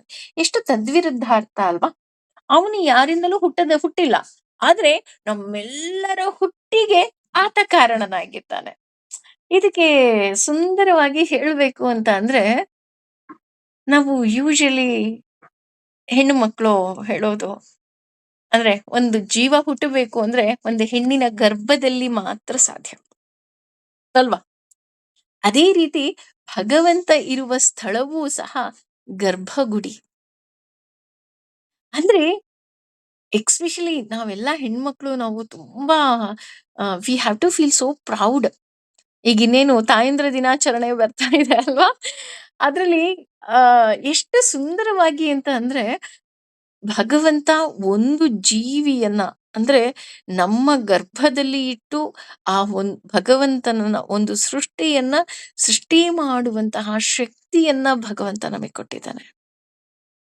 9 ತಿಂಗಳು ಆ ಭಗವಂತನ ಒಂದು ಬಿಂಬವನ್ನ ನಾವು ಹೊಟ್ಟೆಯಲ್ಲಿ ಧರಿಸಿರ್ತೀವಿ. ಎಷ್ಟು ಸುಂದರ ಅಲ್ಲ? ಅದನ್ನ ಆ ಅನುಭವಿಸಿದ ತಾಯಿಗ್ ಮಾತ್ರ ಗೊತ್ತಿರುತ್ತೆ. ನೋಡಿ, ಒಂದೊಂದು ಸಂಸ್ಕಾರವೂ ಸಹ ಅಷ್ಟೊಂದು ಅನ್ ನಿನ್ನೆ ತಾನೇ ಮದುವೆ ಬಗ್ಗೆ ತಿಳ್ಕೊಂಡ್ವಿ. ಹಾಗೆ ಇವತ್ತು ಆ ಗರ್ಭವತಿಗೆ ನಾವು ಸೀಮಂತ ಶಾಸ್ತ್ರವನ್ನ ಮಾಡ್ತೀವಿ. ಸಾಮಾನ್ಯವಾಗಿ 7ನೇ ತಿಂಗಳಲ್ಲಿ ಸೀಮಂತ ಶಾಸ್ತ್ರವನ್ನ ಮಾಡ್ತಾರೆ. ಯಾಕೆ 7ನೇ ತಿಂಗಳಲ್ಲೇ ಸೀಮಂತ ಶಾಸ್ತ್ರ ಮಾಡ್ತಾರೆ? 1ನೇ ತಿಂಗಳಲ್ಲಿ 2ನೇ ತಿಂಗಳಲ್ಲಿ ಯಾಕೆ ಮಾಡಲ್ಲ ಅಂತ ನೋಡೋದಾದ್ರೆ, 3 ತಿಂಗಳಿಗೆ ಮುಗ್ಗು ಮುಡ್ಸೋ ಶಾಸ್ತ್ರ ಅಂತ ಮಾಡ್ತಾರೆ. ಕೆಲವ್ರ ಮನೇಲಿದೆ ಅಂತ ಭಾವಿಸ್ತೀನಿ. ಅಂದ್ರೆ ನಿನ್ನ ಹೊಟ್ಟೆಯಲ್ಲೂ ಸಹ ಒಂದು ಮೊಗ್ಗು ಬೆಳೀತಾ ಇದೆ. ನೀನ್ ಖುಷಿಯಾಗಿರ್ಬೇಕು. ಅದಿನ್ನೂ ಅರಳಿಲ್ಲ. You have to take care of that. ಹಾಗಾಗಿ ನೀನ್ ಏನ್ ಬೇಕೋ ಅದೆಲ್ಲ ತಿನ್ಬೇಡ ನೀನು. ಆ ಮಗುಗ್ ಏನ್ ಒಳ್ಳೇದೋ ಅದು ಮಾತ್ರ ತಿನ್ನು ಅಂತ ತಾಯಿಯ ಮನೆಯವರು ಬಂದು ಮೊಗ್ಗು ಮುಡ್ಸಿ ಒಳ್ಳೆಯ ಆಹಾರವನ್ನ ಕೊಟ್ಟು ಹೋಗ್ತಾರೆ. ಹಾಗೇನೆ 7 ತಿಂಗಳಲ್ಲಿ ಬಂದು ಮಿತ್ರರೆಲ್ಲ ಬಂದು ಬಳೆಯನ್ನ ತೊಡಿಸ್ತಾರೆ. ಯಾಕ್ ಬಳೆ ತೊಡಿಸ್ತಾರೆ? ಅದ್ರಲ್ಲೂ ಗಾಜಿನ ಬಳೆಯನ್ನೇ ತೊಡಿಸ್ತಾರೆ. ಯಾಕೆ ಅಂದ್ರೆ ಗಾಜಿನ ಬಳೆ ಶಬ್ದ ಮಾಡತ್ತೆ ಅಲ್ವಾ? ಆ ಶಬ್ದ ಮಾಡಿದಾಗ ಆ ಶಬ್ದದ ಆ ಸದ್ದೇನಿದೆ ಅದು ಮಗು ಕೇಳ್ಬೇಕು. ಹಾಗೆ ಅಮ್ಮ ಖುಷಿಯಾಗಿದ್ದಾಳೆ. ಎಸ್ ನನ್ನಮ್ಮ ಖುಷಿಯಾಗಿದ್ದಾಳೆ. ಕೆಲವ್ರು ಮಕ್ಳು ನೋಡಿ ಯಾವಾಗ್ ನೋಡಿದ್ರು ನಗ್ತಾ ಇರ್ತಾರೆ. ಯಾಕೆ ಅಂದ್ರೆ ಅಮ್ಮ ಅಷ್ಟು ಖುಷಿಯಾಗಿರ್ತಾಳೆ. ಅದಕ್ಕೆ ಮಕ್ಳು ನಗ್ತಾರೆ. ಅಮ್ಮ ಗಂಟ್ ಹಾಕೊಂಡಿದ್ರೆ ಮಕ್ಳು ಎಲ್ಲಿಂದ ನಗ್ತಾರೆ. ಸೊ ಮಗುವಿಗೆ ಕಿವಿ ಕೇಳುವಂತಹ ಸಮಯ ಅಂತ ಹೇಳ್ತಾರೆ. ಹಾಗಾಗಿ ಗರ್ಭವತಿಯಾದಾಗ ಆದಷ್ಟು ನಾವು ಈ ಭಾಗವತ ಓದೋದು, ರಾಮಾಯಣ ಓದೋದು, ಮಹಾಭಾರತ ಓದೋದು ಎಲ್ಲವನ್ನ ನಾವು ಓದ್ಬೇಕು. ಕೃಷ್ಣಾವತಾರವನ್ನ ಓದ್ಬೇಕು. ಓದಿ ಆ ಮಗುವಿಗೆ ಗರ್ಭದಲ್ಲೇ ನಾವು ಸಂಸ್ಕಾರವನ್ನ ಕೊಡ್ಬೇಕು. ಹೇಗೆ ಅಭಿಮನ್ಯು ಗರ್ಭದಲ್ಲೇ ಚಕ್ರವ್ಯೂಹವನ್ನ ಹೇಗೆ ಒಳ ಹೋಗೋದು ಅಂತ ಗೊತ್ತಿತ್ತಂತೆ. ಆದ್ರೆ ಅವನಿಗೆ ಹೊರಗಡೆ ಬರೋದು ಗೊತ್ತಾಗ್ಲಿಲ್ಲ. ಯಾಕೆಂದ್ರೆ ಕೃಷ್ಣ ಅಲ್ಲಿಗೆ ನಿಲ್ಲಿಸ್ಬಿಟ್ಟಿದ್ದ. ಹಾಗಾಗಿ ನಾವ್ ಅನ್ಕೊಳ್ತೀವಿ, ಅಯ್ಯೋ ಮಗುಗೇನು ಗೊತ್ತಿಲ್ಲ. ಗೊತ್ತಿರುತ್ತೆ ಮಗುಗೆ. ಹಾಗಾಗಿ ಅದನ್ನ ಗರ್ಭ ಅಂತ ಕರೀತಾರೆ ಅಲ್ವಾ? ಗರ್ಭಚೀಲದಲ್ಲಿ ಮಗು ಬೆಳೆಯುತ್ತೆ. ಅದೇ ರೀತಿ ದೇವಸ್ಥಾನದಲ್ಲೂ ಭಗವಂತ ಗರ್ಭಗುಡಿಯಲ್ಲಿ ಇರ್ತಾನೆ. ಹಾಗಾಗಿ ಗರ್ಭಿಣಿಯ ಗರ್ಭದಲ್ಲಿ ಭಗವಂತ ಬಿಂದು ಸ್ವರೂಪಿಯಾಗಿ ನೆಲೆಸಿರ್ತಾನೆ. ಇಂತಹ ಭಗವಂತನನ್ನ ಅಜಹ ಅಂತ ಕರಿತೀವಿ. ಈಗ ನೀವ್ ಅನ್ಬೋದು, ಮೇಡಮ್ ಇಲ್ಲೇ ಅಂದ್ರೆ ಹುಟ್ಟಿರದ ಭಗವಂತ ಅಂತ, ಇಲ್ಲಿ ನಾನೇ ಹುಟ್ಟಿಸ್ತಾ ಇಲ್ವಾ? ಇಲ್ಲ, ಇಲ್ಲಿ ನಾವು ಹುಟ್ಟಿಸ್ತಾ ಇಲ್ಲ. ಭಗವಂತನ ಕೃಪೆಯಿಂದ, ಭಗವಂತನ ದಯೆಯಿಂದ ನಮ್ಮ ಗರ್ಭದಲ್ಲಿ ಒಂದು ಜೀವ ಬೆಳೀತಾ ಇದೆ ಅಷ್ಟೆ. ಎಷ್ಟೋ ಜನ ಅದಕ್ಕೋಸ್ಕರ ಪರಿತಪಿಸ್ತಾರೆ ಅಲ್ವಾ? ಯೋಚನೆ ಮಾಡ್ಬೇಕು. ಹಾಗಾಗಿ ಭಗವಂತನನ್ನ ಅಜಹ ಅಂತ ನಾವಿಲ್ಲಿ ಕರಿತಾ ಹೋಗ್ತೀವಿ. ಇನ್ನು ಸರ್ವೇಶ್ವರಃ ಅಂತ ಅಂದ್ರೆ ಯಾರು ತನ್ನನ್ನ ಭಕ್ತಿಯಿಂದ ಕರೆಯುತ್ತಾರೋ ಅಂತಹವರಿಗೆ ಸದಾ ಕಾಲ ಲಭ್ಯವಿರುವ ಭಗವಂತ. ನೀನು ಭಕ್ತಿಯಿಂದ ಕರೀಬೇಕಷ್ಟೆ. ನೀನೇನು ಹೋಮನೋ, ಹವನನೋ, ಇನ್ಯಾವುದೋ ಪೂಜೆನೋ, ಪುನಸ್ಕಾರನೋ, ಇನ್ನೇನೋ ಲಕ್ಷಾಂತರ ರೂಪಾಯಿ, ಕೋಟ್ಯಾಂತರ ರೂಪಾಯಿ ನೀನ್ ಖರ್ಚು ಮಾಡೋ ಅವಶ್ಯಕತೆನೇ ಇಲ್ಲ. ಭಗವಂತ ನಿನ್ನ ಮುಂದೆ ಖಂಡಿತವಾಗ್ಲೂ ಬಂದು ನಿಲ್ತಾನೆ. ಯಾವಾಗ ಅಂದ್ರೆ ನೀನು ಭಕ್ತಿಯಿಂದ ಕರಿಬೇಕು ಅಷ್ಟೆ. ಅದಕ್ಕೆ ಹೇಳೋದು, ಪತಾ ನಹಿ ಕಿಸ್ ರೂಪ ಮೇ ಆಕರ್ ನಾರಾಯಣ ಮಿಲ್ ಜಾಯೇಗಾ ಅಲ್ವಾ? ನಮ್ಮ ಮುಂದೆ ಬರುವಂತಹ ಎಲ್ಲ ಜೀವಿಗಳನ್ನ ನಾವು ತುಂಬಾ ಬೆಲೆ ಕೊಟ್ಟು ನಮ್ ಕೈಲಿ ಎಷ್ಟು ಸಾಧ್ಯನೋ ಅಷ್ಟು ನಾವು ಅವರಿಗೆ ಪ್ರೀತಿಯನ್ನ ಕೊಡ್ಬೇಕಂತ. ಯಾಕೆ ಪ್ರೀತಿ ಕೊಡಬೇಕು ಅಂತ ಅಂದ್ರೆ ನಮಗೆ ಗೊತ್ತಿಲ್ಲ, ಯಾವಾಗ ನಾರಾಯಣ ನಮ್ಮ ರೂಪದಲ್ಲಿ ಅಂದ್ರೆ ಅವರ ರೂಪದಲ್ಲಿ ನಮ್ಮ ಮುಂದೆ ಬಂದು ನಿಂತ್ಬಿಟ್ಟಿದಾನೋ ಅಂತ. ದೈವ ಮನುಷ್ಯ ರೂಪೇಣ ಅವನ್ ಬರಕ್ ಆಗಲ್ಲ ರೀ. ಎಲ್ರಿಗೂ ಸಹಾಯ ಮಾಡಕ್ಕಾಗಲ್ಲ. ಹಾಗಾಗಿ ನಮಗೆ ಯಾರದ್ದೋ ಮೂಲಕ ನಮಗೆ ಯಾವಾಗ ಸಹಾಯದ ಅತ್ಯವಶ್ಯಕ ಇರುತ್ತೆ ಆಗ ನಾವು ಕೇಳದೆ ಭಗವಂತ ಅವರ ರೂಪದಲ್ಲಿ ನಮಗೆ ಸಹಾಯ ಮಾಡಿಸ್ತಾನೆ. ನಿಜವಾಗ್ಲೂ ಮಾಡಿಸ್ತಾನ, ಖಂಡಿತ ಮಾಡಿಸ್ತಾನೆ. ಆದ್ರೆ ಅವನ ಮೇಲೆ ಅಚಲವಾದ ನಂಬಿಕೆ ಇರಬೇಕು. ಅದನ್ನ ನೋಡುವಂತಹ ದೃಷ್ಟಿಕೋನ ಇರಬೇಕು. ಏಕೆಂದ್ರೆ ವಿಶ್ವರೂಪ ಅರ್ಜುನನ ಕಣ್ಮುಂದೆ ಇದ್ರು ಅವನಿಗೆ ಕಂಡಿದ್ದು ದಿವ್ಯ ದೃಷ್ಟಿಯನ್ನ ಕೊಟ್ಟಾಗ ಮಾತ್ರ. ಹಾಗೆ ನಾವು ಅಷ್ಟೇ ಭಗವಂತನ ಈ ಭಕ್ತಿಯಲ್ಲಿ ನಮ್ಗೆ ಭಗವಂತ ಒಂದು ದಿವ್ಯ ದೃಷ್ಟಿ ಕೊಡ್ತಾನೆ. ಇಲ್ಲ ನಿನಗೆ ಯಾರೋ ಒಬ್ರು ಬಂದ್ ಸಹಾಯ ಮಾಡ್ತಾರೆ ಅಂತ. ಆ ರೀತಿ ಭಗವಂತ ಸರ್ವೇಶ್ವರ ಭಕ್ತರಿಗೆ ಸದಾ ಲಭ್ಯ ಇರ್ತಾನೆ. ಹೇಳ್ತಾರಲ್ಲ, ನಮ್ಮ ಭಕ್ತಿ ಹೇಗಿರ್ಬೇಕು ಅಂದ್ರೆ ಭಕ್ತಿ ಮಾಡದೇ ಇದ್ದವನು ಸಹ ನಿನ್ನನ್ನ ನೋಡಿ ಭಗವಂತನನ್ನ ಭಕ್ತಿ ಮಾಡುವಷ್ಟು ಭಕ್ತಿ ಇರ್ಬೇಕಂತ. ಅಂದ್ರೆ ನನಗ್ ಗೊತ್ತಿಲ್ಲ ಭಗವಂತ ಹೇಗಿರ್ತಾನೆ ಅಂತ, ಆದ್ರೆ ಅವ್ರು ಎಷ್ಟು ಭಕ್ತಿ ಇದಾರಲ್ವಾ, ಹಾಗಾಗಿ ನಾನು ಭಗವಂತನನ್ನ ನಂಬೇಕು ಅಂತ ಅವ್ರಿಗೆ ಅನ್ನಿಸ್ಬೇಕಂತೆ. ಅಷ್ಟು ಭಕ್ತಿ ನಮ್ಮಲ್ಲಿ ಇರ್ಬೇಕು. ಆ ರೀತಿ ಇದ್ದಾಗ ಭಗವಂತ ಸರ್ವೇಶ್ವರನಾಗಿ ಅಂದ್ರೆ ಎಲ್ಲ ಈಶ್ವರ ಸರ್ವೇಶ್ವರನಾಗಿ ಭಗವಂತ ನಾವು ಪ್ರೀತಿಯಿಂದ ಕರೆದ ತಕ್ಷಣ ನಮ್ಗೆ ಲಭ್ಯವಾಗಿ ಇರ್ತಾನೆ.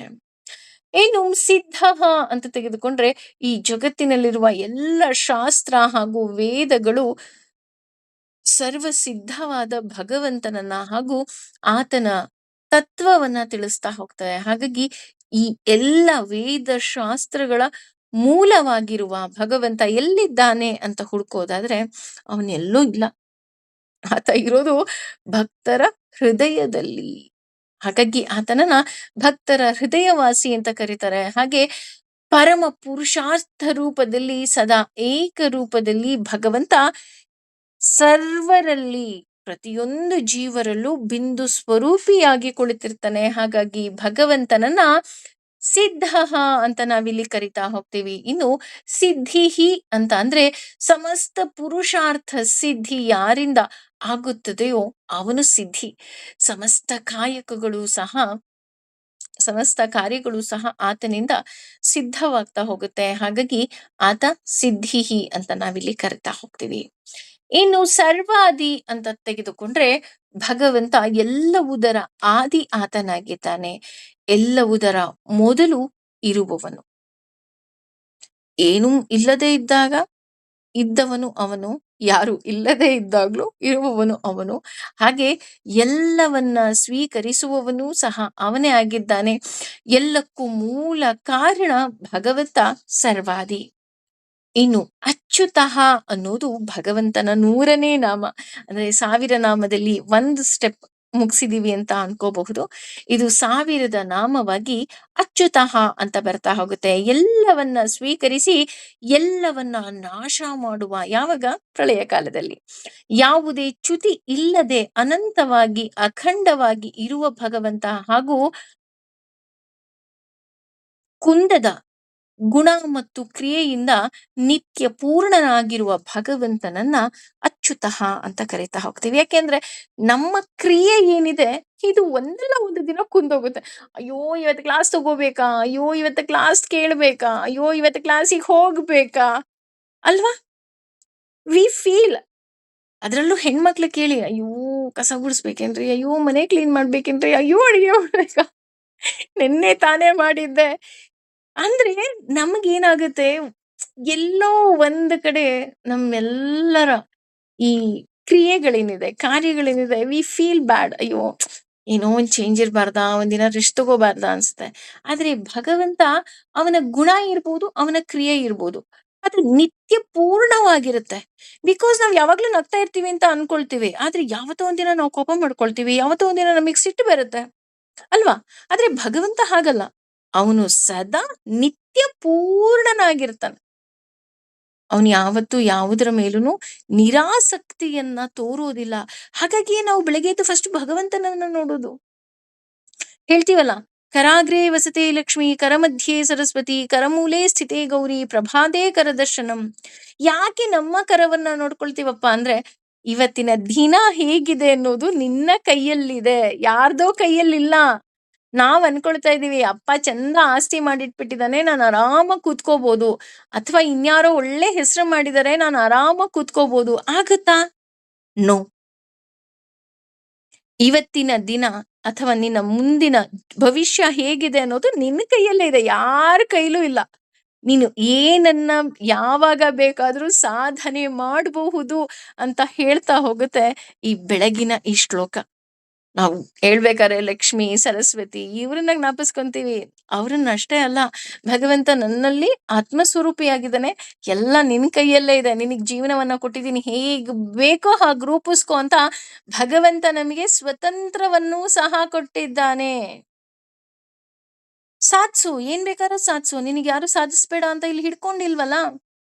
ಬಿಕಾಸ್ ಸಾಧನೆ ಅನ್ನೋದು ನಿನ್ನಲ್ಲಿದೆ, ಬೇರೆ ಎಲ್ಲೋ ಇಲ್ಲ ಅಂತ. ಇನ್ನು ವೃಷಾಕಪಿ. ಈ ವೃಷಾಕಪಿ ಅನ್ನೋದು ಒನ್ ಆಫ್ ಮೈ ಫೇವ್ರೇಟ್ ನಾಮ ಕಣ್ರಿ. ನನಗೆ ಯಾವಾಗ ಭಗವಂತ ಅನುಗ್ರಹ ಮಾಡಿದ್ರು ಸಹ ಭಗವಂತನ ಈ ನಾಮ ಮಾತ್ರ ಒಂದು ಸಲ ನನ್ನ ಕಣ್ಣು ಮುಂದೆ ಬರುತ್ತೆ. ಬಿಕಾಸ್ ಮೇಲ್ನೋಟಕ್ಕೆ ಇದೇನಿದೆ, ವೃಷ ಪ್ಲಸ್ ಕಪಿ, ವೃಷಾಕಪಿ ಅಂತ ಅನ್ಸುತ್ತೆ. ಅಂದ್ರೆ ನಾವು ಬಾಯಾರಿ ಬಳಲುವಾಗ ನಮ್ಮ ಬಾಯಾರಿಕೆಯನ್ನ ತಣಿಸುವವನು. ಅಂದ್ರೆ ವೃಷ ಅಂದ್ರೆ ಮಳೆ ಸುರಿಸುವವನು ಅಂತ, ಕಪಿ ಅಂದ್ರೆ ಕಂ ಪ್ಲಸ್ ಪಾಯತೆ ಅಂದ್ರೆ ನೀರು ಕುಡಿಸುವವನು. ಅಂದ್ರೆ ಈಗ ನಮ್ಗೆ ನೀರಿನ ಮೂಲವಾದ ನದಿಯಲ್ಲೋ, ಸಾಗರದಲ್ಲೋ, ಸಮುದ್ರದಲ್ಲೋ ಇರೋನು ಅನ್ನೋ ಅರ್ಥ ಬರ್ತಾ ಹೋಗುತ್ತೆ. ಆದ್ರೆ ನಿಜವಾಗಿಯೂ ಸಹ ವೃಷ ಅಂತ ಅಂದ್ರೆ ಧರ್ಮ ಸ್ವರೂಪ ಅನ್ನೋ ಅರ್ಥ ಬರುತ್ತೆ. ಇದರಲ್ಲಿ ಏನು ವಿಶೇಷ ಇದೆ, ನಿಮಗೆ ಯಾಕೆ ತುಂಬಾ ಸ್ಪೆಷಲ್ ಅಂತ ಹೇಳ್ತೀರಾ ಅಂತ ಕೇಳಿದ್ರೆ, ವೃಷ ಕಪಿ ಅಂತ ಅಂದ್ರೆ ಈ ಪದ ನಮ್ಮ ಅಭೀಷ್ಟದ ಮಳೆ ಸುರಿಸುವವನು ಅನ್ನೋ ಅರ್ಥ ಕೊಡ್ತಾ ಹೋಗತ್ತೆ. ನಾವೇನ್ ಮಾಡ್ತೀವಿ, ಭಗವಂತನ ಮುಂದೆ ಹೋಗಿ ಒಂದು ಬೊಗಸೆಯಲ್ಲಿ ಇಟ್ಕೊಂತೀವಿ. ಭಗವಂತ ನನಗೆ ಒಳ್ಳೆ ಮನೆ ಕೊಡು, ಒಳ್ಳೆ ಗಂಡ ಕೊಡು, ಒಳ್ಳೆ ಕಾರ್ ಕೊಡು, ಒಳ್ಳೆ ಬಂಗ್ಲೆ ಕೊಡು, ಕೆಲ್ಸ ಕೊಡು. ನೋ. ನೀನು ಚಿಕ್ಕ ಮಗು ಒಂದು ಅಮ್ಮ ಮಾಲ್ಗೆ ಕರ್ಕೊಂಡು ಹೋದಾಗ ಅಪ್ಪ ಅಮ್ಮನಿಗೆ ಒಂದು ಆಸೆ ಇರುತ್ತೆ. ನನ್ನ ಮಗನಿಗೆ ಇವತ್ತು ಯಾವ್ದೋ ಒಂದು ಕಾಸ್ಟ್ಲಿಯೆಸ್ಟ್ ಚಾಕ್ಲೇಟ್ ಬಂದಿದೆ. ಒಂದು 500 ರುಪೀಸ್ದು. ಅದಿನ್ನೂ ಯಾರು ತಿಂದಿಲ್ವಂತೆ. ನನ್ನ ಮಗಂಗೆ ಟೇಸ್ಟ್ ಮಾಡಿಸ್ಬೇಕು ಅನ್ನೋದು ಅಪ್ಪ ಅಮ್ಮನ ತಲೆಯಲ್ಲಿರುತ್ತೆ. ಈ ಮಗು ಏನ್ ಮಾಡುತ್ತೆ, ಮೌಲಿಗೆ ಕರ್ಕೊಂಡು ಹೋದ ತಕ್ಷಣ ಅಳಕ್ ಶುರು ಮಾಡುತ್ತೆ. ಅಪ್ಪ ನಂಗೆ 5,000 ಏನೋ 5 ರುಪೀಸ್ದು ಡೈರಿ ಮಿಲ್ಕ್ ಬೇಕು, 5 ರುಪೀಸ್ 5 ಸ್ಟಾರ್ ಬೇಕು ಅಂತ. ಅಪ್ಪ ಅಮ್ಮ ಕೊಡ್ಸಲ್ಲ. ಆಗ ಮಗು ಅಳ್ತಾನೇ ಇರುತ್ತೆ. ಬೇಕು ಬೇಕು ಬೇಕು ಬೇಕು ಅಂತ. ಕೊನೆಗೆ ಏನ್ ಮಾಡುತ್ತೆ, ಥೂ ಈ ಮಗು ಏನಪ್ಪ, ಎಲ್ರು ಈ ಮಗು ಅಳೋದಕ್ಕೆ ನನ್ನನ್ನೇ ನೋಡ್ತಿದ್ದಾರೆ ಅಂತ ಅಪ್ಪ ಅಮ್ಮ 5 ರೂಪಾಯಿ ಚಾಕ್ಲೇಟ್ ಕೊಡಿಸ್ಬಿಟ್ಟು ಸುಮ್ಮನಾಗ್ಬಿಡ್ತಾರೆ. ಬಟ್ ಆ ಮಗು ಅಳದೆ ಸುಮ್ನೆ ಮಾಲಲ್ಲಿ ಅಪ್ಪ ಅಮ್ಮನ ಜೊತೆ ಹೋಗಿದ್ರೆ ಆ ಮಗುಗೆ ಏನ್ ಸಿಕ್ತಿತ್ತು, 500 ರೂಪಾಯಿದು ಬೆಸ್ಟ್ ಚಾಕ್ಲೇಟ್ ಸಿಗ್ತಾ ಇತ್ತು. ರೈಟ್? ಅದೇ ರೀತಿ ನಾವು ಅಷ್ಟೇ ಭಗವಂತನ ಮುಂದೆ ಹೋದಾಗ ನಾವ್ ಯಾವಾಗ್ಲೂ ಒಂದು ಹನುಮಂತನ್ ಬಾಲದ ತರ ಪಟ್ಟಿ ಹಿಡ್ಕೊಂಡು ಹೋಗ್ಬಾರ್ದು ಕಣ್ರೆ. ಭಗವಂತ ನನಗೆ ಅದ್ ಕೊಡು, ಭಗವಂತ ಇದ್ ಕೊಡು, ಭಗವಂತ ಹಾಗ, ಭಗವಂತ ಹೀಗ. ನೋ. ಪ್ರಾರ್ಥನೆ ಮಾಡಿದಾಗ ನಮ್ಮ ಎಲ್ಲ ಆಸೆಗಳನ್ನ ಭಗವಂತ ಈಡೇರಿಸ್ತಾ ಹೋಗ್ತಾನೆ. ಆದ್ರೆ ಯಾವುದೇ ಕಾಮನೆಗಳಿಲ್ಲದೆ ನಾವು ಪ್ರಾರ್ಥನೆ ಮಾಡಿದಾಗ ಭಗವಂತ ನಮಗೆ ವೃಷಾಕಪಿಯಾಗಿ ಬರ್ತಾನೆ. ಅಂದ್ರೆ ಅಭೀಷ್ಟಗಳ ಮಳೆ ಸುರಿಸ್ಬಿಡ್ತಾನೆ. ಇದಕ್ಕೆ ನಿಜ ಹೇಳ್ಬೇಕಂದ್ರೆ ನಾವು ಯಾವಾಗ ಅವನಿಗೆ ನಿಸ್ವಾರ್ಥವಾಗಿ ಸೇವೆ ಮಾಡ್ತಾ ಹೋಗ್ತೀವಿ, ಅವನ್ಗೆ ಗೊತ್ತು ಯಾವಾಗ ಏನ್ ಕೊಡ್ಬೇಕು ಅಂತ, ಅದನ್ನ ಕೊಡ್ತಾನೆ. ಹಾಗಾಗಿ ತಾನು ಪೂರ್ಣಾನಂದವನ್ನ ಬಯಸುವವನು ಅನ್ನೋ ಅರ್ಥ ಬರ್ತಾ ಹೋಗುತ್ತೆ ಈ ವೃಷಾಕಪಿ ಅನ್ನುವಾಗ. ಇನ್ನು ಅಮೇಯಾತ್ಮ ಅಂತ ತೆಗೆದುಕೊಂಡ್ರೆ, ಭಗವಂತ ನಮ್ಮ ಮನಸ್ಸು ಬುದ್ಧಿ ಒಂದು ಸೀಮೆ ಇದೆ. ಆದ್ರೆ ಅದರಿಂದಾಚೆ ನಾವು ಗ್ರಹಿಸೋದಿಕ್ಕೆ ಸಾಧ್ಯವೇ ಇಲ್ಲ. ಬಿಕಾಸ್ ನಾವೀಗ ಒಂದು ಕಣ್ ದೃಷ್ಟಿ ಅಂತಾನೆ ಅನ್ಕೊಳ್ಳೋಣ. ಇದು ನಾವು ನೋಡಿದಾಗ ಈ ಬೆಟ್ಟ ಗುಡ್ಡಗಳ ಸಾಲು ಒಂದು ಹಂತದವರೆಗೆ ನಮ್ಗೆ ಸ್ಪಷ್ಟವಾಗಿ ಕಾಣ್ತಾ ಹೋಗುತ್ತೆ. ಆಮೇಲೆ ಅದ್ ನಮಗ್ ಕಾಣಲ್ಲ, ಬೋಳ ಕಾಣುತ್ತೆ ಅಲ್ವಾ. ಅದಕ್ಕೆ ಹೇಳದ್ ನೋಡಿ, ದೂರದ ಬೆಟ್ಟ ನುಣ್ಣಗೆ. ಯಾಕೆಂದ್ರೆ ನಮ್ ಕಣ್ ದೃಷ್ಟಿ ಅಲ್ಲಿವರೆಗೂ ಹೋಗಲ್ಲ. ಸಪೋಸ್ ನಾನು ಒಂದು ಬೆಟ್ಟದ ಮೇಲೆ ನಿಂತ್ಕೊಂಡಿದ್ದೇನೆ, ನನಗೆ ಗೊತ್ತಿದೆ ಇಲ್ಲಿ ಕುರ್ಚಲು ಗಿಡ ಇದೆ, ಇದೇನ್ ಹಸಿರಾಗಿಲ್ಲ, ಇಲ್ಲಿ ಕಲ್ಲಿದೆ ಮುಳ್ಳಿದೆ ಎಲ್ಲ ನನಗೆ ಕಾಣುತ್ತೆ. ಕಣ್ ದೃಷ್ಟಿ ನಂದು ಅಲ್ಲಿವರೆಗೂ ಸೀಮಿತ ಇದೆ. ಅದೇ ದೂರ ನೋಡಿದಾಗ ಬೋಳೆ ಕಾಣುತ್ತೆ. ಇನ್ನು ಅದರಿಂದ ಆಚೆ ಇರೋದು ನನಗೆ ಕಾಣೋದಿಲ್ಲ, ಕೇವಲ ಒಂದು ಪಿಕ್ಚರ್ ಕಾಣುತ್ತೆ ಅಷ್ಟೇನೆ. ಅದನ್ನ ಗ್ರಹಿಸುವಂತಹ ಶಕ್ತಿ ನನ್ನಲ್ಲಿಲ್ಲ. ಅದೇ ರೀತಿ ನನ್ನ ಮನಸ್ಸಿಗೂ ಅಷ್ಟೆ. ಯಾಕೆ ಇಲ್ಲಿ ಮನಸ್ಸಿನ ಬಗ್ಗೆ ಮಾತಾಡ್ತಿದ್ದೀವಿ ಅಂದ್ರೆ, ನನ್ನ ಭಗವಂತನ ಬುದ್ಧಿವಂತಿಕೆ ಇರಬಹುದು ಅಥವಾ ನನ್ನ ಭಗವಂತನ ಒಂದು ಜ್ಞಾನ ಇರ್ಬೋದು, ಅದನ್ನ ನನ್ನ ಮನಸ್ಸು ನನ್ನ ಬುದ್ಧಿಯಿಂದ ಅಳಿಯೋದಿಕ್ಕೆ ಸಾಧ್ಯವೇ ಇಲ್ಲ. ಇವತ್ತೇನೋ ಒಂದು ನನ್ನ ಜೀವನದಲ್ಲಿ ಆಗ್ತಾ ಇದೆ ಅಂದ್ರೆ ಅದು ನನಗೆ ಇವತ್ತಿನ ಬಗ್ಗೆ ಮಾತ್ರ ನನಗೆ ಗೊತ್ತಾಗ್ತಾ ಇರುತ್ತೆ. ಆದ್ರೆ ಭಗವಂತ ಮುಂದೆ ಯಾವುದೋ ಒಂದಕ್ಕೆ ನನಗೆ ಇಲ್ಲಿಂದನೇ ತಳಪಾಯವನ್ನ ಹಾಕ್ತಾ ಇರ್ತಾನೆ ಅನ್ನೋದು ನನಗೆ ಗೊತ್ತಾಗೋದೇ ಇಲ್ಲ, ನನ್ನ ಅರಿವಿಗೆ ಅದು ಬರೋದಿಲ್ಲ. ಹಾಗಾಗಿ ಅದು ನನ್ನ ಅಳತೆಗೆ ಸಾಧ್ಯ ಇಲ್ಲದೆ ಇರುವಂತಹ ಆ ವಸ್ತು ಅದು. ನಮ್ಮ ಜೀವ ಸ್ವರೂಪವಾದ ಭಗವಂತ ನಮ್ಮ ಕಲ್ಪನೆಗೆ ನಮಗಿಂತ ಭಗವಂತ ಏನಾಗಿರ್ತಾನೆ, ಭಿನ್ನವಾಗಿರ್ತಾನೆ. ಹಾಗಾಗಿ ಆತನನ್ನ ಹುಡುಕುವ ಶಕ್ತಿ ನನ್ನ ಹೊರಗಣ್ಣಿನಿಂದ ಮಾಡದೆ ನನ್ನ ಒಳಗಣ್ಣಿನಿಂದ ಮಾಡುವ ಪ್ರಯತ್ನ ಮಾಡಬೇಕೇ ಹೊರತು ಹೊರ ಪ್ರಪಂಚದಲ್ಲಿ ಹುಡುಕಿದರೆ ಪ್ರಯೋಜನ ಇಲ್ಲ. ಆನಂದ ಎಲ್ಲಿದೆ? ಎಲ್ಲಿದೆ? ನಾವು ಹೊರಗಡೆ ಹುಡುಕ್ತೀವಿ. ನಾನಿವತ್ತು ಫಸ್ಟ್ ಕ್ಲಾಸ್ ಬಂದ್ರೆ ನನಗೆ ಸಂತೋಷ ಸಿಕ್ಬಿಡತ್ತೆ, ಆನಂದ ಸಿಕ್ಬಿಡತ್ತೆ. ನನ್ ಮಗ ಇಂಜಿನಿಯರಿಂಗ್ ಕಾಲೇಜ್ ಸಿಕ್ಬಿಟ್ರೆ ಆನಂದವಾಗಿರತ್ತೆ.